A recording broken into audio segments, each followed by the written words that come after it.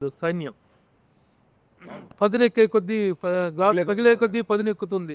ఇలాంటి డైలాగులు ఉన్నాయి. ఈ డైలాగుకి గ్లాస్ అనేటువంటిది సింబల్ ఆఫ్ జనసేన పార్టీ. అసలు పొలిటికల్ టచ్ అనేటువంటిది ఈ టైంలో పొలిటికల్ టచ్ లేకుండా సినిమా చేయాలనేటువంటిది మీరు ఊరక మభ్యపెడుతూ చెప్పారా? అది వాస్తవం కూడానా? అంటే మీరు గమనించుంటే సార్ ఆ డైలాగ్ ప్రీ ఎలక్షన్స్ ముందు ప్రీ ఎలక్షన్ ముందు నుంచే అదొక వన్ విషయం. ఇంకో విషయం ఏంటంటే ఈ గ్లాస్ అనేది కొత్తగా ఉస్తాద్ భగత్ సింగ్లో తీసుకొచ్చింది కాదండి. మీరు అబ్జర్వ్ చేస్తే గబ్బర్ సింగ్లో ఫేమస్ పోస్టరే టీ గ్లాస్తో ఉంటుంది. అప్పుడే 2012లోనే అది పెట్టాం. ఎందుకంటే ఆ కటింగ్ చాయ్ అనేది అందరికీ తెలుసు, which represents the middle class people. Basic గాజు గ్లాస్ అనేది మిడిల్ క్లాస్. మనం బయటకి ఎక్కడికి వెళ్ళినా సరే, ఎవరు మనకు టీవీ ఇచ్చినా సరే అండర్స్టాండ్. అండ్ నేను మొన్న చెప్పింది కూడా ఏంటంటే, వీడియోలో వేరే వాళ్ళని సినిమాలో ఖచ్చితంగా హీరో అన్నప్పుడు హీరోని ఎలివేట్ చేసే డైలాగులు పెడతాం కదా. ఇప్పుడు ఆయన జస్ట్ బికాస్ పాలిటిక్స్లో ఉండడం మూలంగా ప్రతి డైలాగ్ ఇంటర్ప్రిట్ చేయడం మొదలెట్టారు. నేను 2012లో నాకు కొంచెం తిక్కు ఉంది, దానికో లెక్క ఉంది అని రాయకుండా ఇప్పుడు కనుక రాసి ఉంటే కళ్యాణ్ గారు చాలా అగ్రెసివ్గా ఉన్నారు, ఆ లెక్క ఏంటో నెంబర్ ఆఫ్ సీట్లు అని చెప్పి దాన్ని అర్థం చేసుకునేవాళ్ళు. దానికో లెక్క ఉందంటే దాన్ని ఆపాదించడం పర్సెప్షన్లో ఉంటుంది. సో నేను పర్సనల్ యాటిట్యూడ్ని గ్లోరిఫై చేస్తూ డైలాగ్ రాసింది తప్ప ఇంకోటి ఏంటంటే క్లియర్ కట్గా ఇతర పార్టీలకు కానీ, ఇతర ఒక వర్గానికి కానీ, ఒక మతం కావచ్చు, ఒక కావచ్చు, వేరే వాళ్ళకి అంటే ఒక డిప్యూటీ సీఎం హోదాలో ఉన్నారు కాబట్టి that is a minimum responsibility we should take అని చెప్పి ఆ వీడియో రిలీజ్ చేసిన తప్ప మా హీరోని తగ్గిస్తాం ఎక్కడ చెప్పాలా. గాజు పగిలే కొద్దీ పదునెక్కుద్ది అంటే ఒక బ్రేక్ అయిన మనిషి ఒక గాజు బ్రేక్ అయిపోతే ఒక మనిషి బ్రేక్ అయిపోతే తగ్గిపోతాడేమో, లేకపోతే ఒక లోకి వెళ్ళిపోతాడేమో. కాదు, it will become more sharp అనేది ఒక హీరో క్యారెక్టరేషన్ నుంచి ఎలివేట్ చేసేది తప్ప మన గురించి మనం ఎంత పొగుడుకోవచ్చు కానీ వేరే వాళ్ళని కెలిచిపోతుంది. పర్సనల్ క్యారెక్టర్లోనూ పర్సనల్ పొలిటికల్ కెరీర్లో కూడాను పదిలే కొద్దీ పదునెక్కుద్ది అనే డైలాగు ఫస్ట్ టైము 2 చోట్ల పోటీ చేసి 2 చోట్ల ఓడిపోయిన నేపథ్యంలో పదునెక్కి గ్లాసు పగిలినప్పుడు ఆ పగిలిన గ్లాసు మళ్ళీ పదునెక్కి గ్లాసుగా బయటకు వచ్చింది. ఆ రిలవెన్స్ని కానీ దాన్ని కానీ నేను అట్రిబ్యూట్ చేసుకోవచ్చా? గ్లాస్ పదునెక్కుద్ది అన్నాను తప్ప అప్పుడు ఈయనకి ఇన్ని సీట్లు వస్తాయి, ఇలా వస్తుంది మనకి ఎవరికి తెలియదు కదా. సో అది ఒక్క కళ్యాణ్ గారికనే కాదు, ఏ మనిషి జీవితంలో అయినా బ్రేక్ అయినప్పుడు మళ్ళీ కూడగట్టుకోవడం, ఫాల్ యూ రైజ్ అని చెప్తుంటారు కదా. మీరు చూస్తున్నారు సోషల్ మీడియాలో ఆ రకంగా వచ్చే డైలాగే తప్ప పొలిటికల్ దానికి అసలు సంబంధం లేదండి. బికాస్ యాదృచ్ఛికంగా మేము గబ్బర్ సింగ్లో గ్లాస్ పెట్టాం, మళ్ళీ ఇందులో గ్లాస్ పెట్టాం, డెఫినెట్గా కొంతమంది కనెక్ట్ అవుతారు. ఒకవేళ కనెక్ట్ అయినా తప్పులేదు, ఫ్యాన్స్కి ఎనర్జీగా ఉంటుంది తప్ప మిగతా వాళ్ళని కించపరిచే డైలాగ్ కాదు. ఏమన్నా నేను బ్రేక్ అయినా నేను స్ట్రాంగ్ అవుతా అంటే మిమ్మల్ని తక్కువ చేసినట్టు ఎక్కడ ఉంది? మీది పవన్ కళ్యాణ్ గారిది కాంబినేషన్ అనుకున్నప్పుడు ఇదివరకు భవధీయుడు భగత్ సింగ్ అనే టైటిల్ ఒకటి బయటకు వచ్చింది. దాని మీద కొంత వర్క్ చేశారు. తర్వాత ఉస్తాద్ భగత్ సింగ్ అయింది. టైటిల్ ఒకటే మారిందా, దాని తగ్గట్టు కథ కూడా ఏమైనా మారిందా? సార్ ఫస్ట్ భవధీయుడు భగత్ సింగ్ అని టైటిల్ పెట్టగానే అంటే అప్పుడు అనుకుంది నేను గబ్బర్ సింగ్లో బాగా మాస్ సినిమా చేశా. మీ అందరూ తెలుసు నేను ఎంత పెద్ద ఫ్యాన్, మళ్ళీ చెప్పవసరం లేదు. ఎక్కడో ఒక అర్బన్ తాలూకు అవుట్ఫిట్స్, ఆయన వేసుకునే హుడీస్, ఆ స్టైలింగ్, ఇదంతా గబ్బర్ సింగ్లో నాకు మిస్ అయిన ఫీలింగ్. ఎక్కడెక్కడ పాటల్లో చూపించుకున్నా సరే సినిమా అంతా 80% కాకి డ్రెస్లో ఉంటారు కదా. ఈసారి అసలు పోలీస్ ఊసు లేకుండా సినిమా స్టార్ట్ చేయాలి అని చెప్పి ఒక కాలేజ్ బ్యాక్డ్రాప్లో కథ అనుకున్న తర్వాత వర్క్ చేసిన తర్వాత ఏమైందంటే ఈ కాంబినేషన్ అన్న ఇంకో గబ్బర్ సింగ్ వస్తుంది కదా, అదే అలా అంటే డెఫినెట్గా అంటే సోషల్ మీడియాకి ఇన్ఫ్లుయెన్స్ అవుతామా అంటే అది ఎంత పర్సెంటేజ్ చెప్పం కానీ it is a good way to take the feedback. At the same time మీరు తీసుకునే పద్ధతిని బట్టి మీరు ఎంత తీవ్రంగా తీసుకుంటారో మీ ఇన్ఫ్లుయెన్స్ అంత బాగుంటుంది. మీరు దాని ఒక సమాచారంగా తీసుకుంటే ఇన్ఫర్మేషన్ వస్తుంది, దాన్ని సీరియస్గా తీసుకుంటే దాని తాలూకు ఇన్ఫ్లుయెన్స్ వస్తుంది. అన్న భవధీయుడు అంటే ఏంటన్నా అన్నారు చాలామంది జెన్జీ కిడ్స్. అసలు టైటిలే అర్థం కాకపోతే ఎలాగా అనుకున్నా.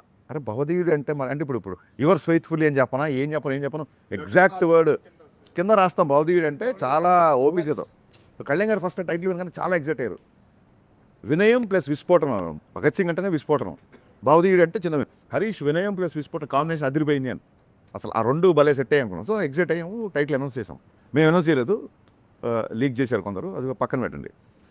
తర్వాత వర్క్ చేసినప్పుడు జనాలు they are expecting more mass, ఇంకొక ఐటమ్ నెంబరు, ఇంకొక డైలాగులు, విలన్తో కాన్ఫిడెన్స్, ఇవన్నీ ఆ కాలేజ్ బ్యాక్డ్రాప్ కథలో సరిపోవట్లా. అండ్ ఎనీవేస్ ఆయన వేరే సినిమాలు కూడా సైన్ చేశారు. సరే సార్ అయితే కొంచెం స్ట్రాంగ్ క్యారెక్టర్ తీసుకుందాము అని ఈ చూడండి ఒక యూనివర్స్ అనేది ఒక కొత్తగా వెళ్ళాను కదా, ఒక గబ్బర్ సింగ్ యూనివర్స్ లాగా ఒక కాప్ యూనివర్స్ నుంచి మళ్ళీ అక్కడి నుంచి ఒక క్యారెక్టర్ వచ్చినట్టు అలా ఒక థాట్ ప్రాసెస్లో తీసుకొని ఒక పవర్ఫుల్ కాప్ అయితేనే మళ్ళీ ఉంటుంది. అంటే గబ్బర్ సింగ్ అప్పుడే చాలా చెప్పాలనుకున్నాం, లెంత్ కుదించాల్సి వచ్చింది. చాలా రోజులైంది కదా మళ్ళీ చేద్దాం అన్న యాంగిల్లో అప్పుడు మళ్ళీ కాప్ క్యారెక్టర్ స్టార్ట్ చేశాను. అసలు ఓపెనింగ్ ఆఫ్ ది ఇంటర్వ్యూ మీరు మీ యూజువల్ స్ట్రోక్తో స్టార్ట్ చేస్తారంటున్నా. ఏంటండి యూజువల్ స్ట్రోక్? అదే దాని గురించి అంటే అది ఫ్యాన్స్ చేస్తుంటారు, మనం కూడా చేస్తుంటాం. ఇంకా చాలా ఎక్కువ చేసాం కదా. పైగా ఇప్పుడు దానికి ఒక మీనింగ్ ఇచ్చాం. మెరగొట్టి తొడగొట్టి అని. తొడగొట్టడం కాదు సార్ అక్కడ. అంటే తెలుగు భాషలో తొడగొట్టడం అనేది డెఫినెట్గా అది పౌరుషానికి చాలా పెద్ద సంఖ్య. హీరోలు చేసినప్పుడు చాలా పాపులర్ అవుతుంది. దానికి స్పెసిఫిక్గా మేనరిజం ఉన్న హీరోలు కూడా ఉంటారు. అది అది అది కాదు ఇక్కడ విషయం. అదేంటి చాలా గట్టిగా ఉన్నాడు, ఆ విషయంలో తొడగొట్టడం ఏంటి అంటాం. తొడగొట్టడం అంటే కాన్ఫిడెంట్గా ఉండడం ఒకటి, ఛాలెంజ్ చేయడం ఒకటి. తొడగొట్టి చెప్పడం అంటారు కదా. తొడగొట్టి చెప్పడం అంటే ఛాలెంజ్ చేయడం ఒకటి. ఎస్. సో 20 ఏళ్ళుగా ఒక మేనరిజం ఉంది. ఆ మేనరిజంకి ఒక వర్బల్ ఎక్స్ప్రెషన్ లేదు. ఇప్పుడు చిరంజీవి గారు శక్తి ఇలా చెయ్యి ఇలా పెడితే చెయ్యి చూడంత రఫ్గా ఉంది. ఇలాగా ఒక్కొక్క దానికి ఒక సిగ్నేచర్ మేనరిజమ్స్కి వర్బల్ డైలాగ్ ఉంది, డైలాగ్ ఉంది. దీనికి లేదు. సో నేను ఇదే చెప్పాను కళ్యాణ్ గారికి, సార్ మనం ఇన్ని సంవత్సరాలు ఒక మేనరిజం చేస్తున్నాము, ఇప్పుడు ఇలా అనగానే ఆడియన్స్ మైండ్లో ఒక డైలాగ్ రావాలి.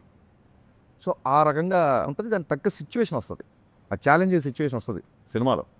విలన్తో ఛాలెంజ్ చేసే సిచ్యువేషన్లో నేను తొడగొట్టకర్లా, నేను ఇలా అంటే చాలు, ఇది మా స్టైలు అని చెప్పడం. తొడగొట్టడం అంటే ఇక్కడ ఛాలెంజ్ చేయడం తప్ప లిటరల్గా తొడగొట్టడం అది కాదు. అదే అది ఇది చెప్పింది ఏంటంటే అది రియల్ లైఫ్ క్యారెక్టర్ని ఎస్టాబ్లిష్ చేసుకుంటూ వచ్చారు కదా దాంట్లో, అంటే ఆ సాంగ్లో.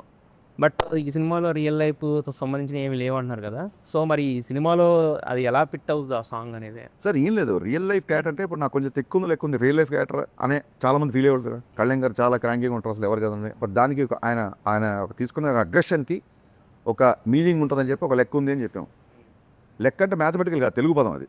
ఆడొక అలా చేసాడంటే ఒక లెక్క ఉంది లేరా అంటాను, అంటే అతను ఒక అనాలిసిస్ అయినా వద్దాం. సో ఎప్పటికైనా హీరో వర్షిప్ సినిమాల్లో సూపర్ స్టార్ని హ్యాండిల్ చేస్తున్నప్పుడు ఎక్కడో ఆయన పర్సనల్ టచ్ ఉన్నప్పుడే ఆడియన్స్కి అది ఇష్టపడతారు. ఇప్పుడు నేను ఆకాశం లాంటి ఉరుమొచ్చినా మెరుమొచ్చినా పిడిగొచ్చినా ఇలాగే ఉంటాను అన్నప్పుడు నా మైండ్లో ఉంది ఏంటంటే ఆ బిఫోర్ ఆయన సినిమాలు కొంచెం డిసప్పాయింట్ చేసే కాబట్టి హిట్ వచ్చినా ఫ్లాప్ వచ్చినా బ్లాక్ బాస్టర్ వచ్చినా నేను ఎప్పుడు నా వ్యక్తిత్వం మారు, నా స్థితప్రజ్ఞత ఇలాగే ఉంటుంది అనేది నా మైండ్లో రన్ అయిన కంటెంట్. అది టెంపరీ క్లాసెస్ అక్కడే చెప్పాం. సో ఫ్యాషన్ మారుతుంది, స్టైల్ మారదు. మీకు జైలుకి తీసుకుంటే ఆయన క్లైమాక్స్లో కూడా చుట్టేశారు, పెదరాయిలో కూడా చుట్టేసి 25 ఏళ్ళ తర్వాత కూడా ఆయన స్టైల్ అలాగే ఉంది. సో ఒక సూపర్ స్టార్ ఇమేజ్ అటెండ్ చేసిన వాళ్ళకి ఎంతో కొంత పర్సనల్ అలా వచ్చినప్పుడు అంటే యాజ్ అ ఫ్యాన్గా నేను సినిమా చూస్తాను, ఒక ఆడియన్గానే చూస్తాను కాబట్టి అది బాగుంటుంది. సినిమాలో ఒక ఉదాత్తమైన కాప్ క్యారెక్టర్. సినిమాలో ప్రతి లైన్ ఆయన అవరోధాలు వస్తుంటాయి కాబట్టి మెత్తని మగకు మొలిచిన మొలకవు కాదు నువ్వు బండరాలు అంటే ఇక్కడ విలన్స్.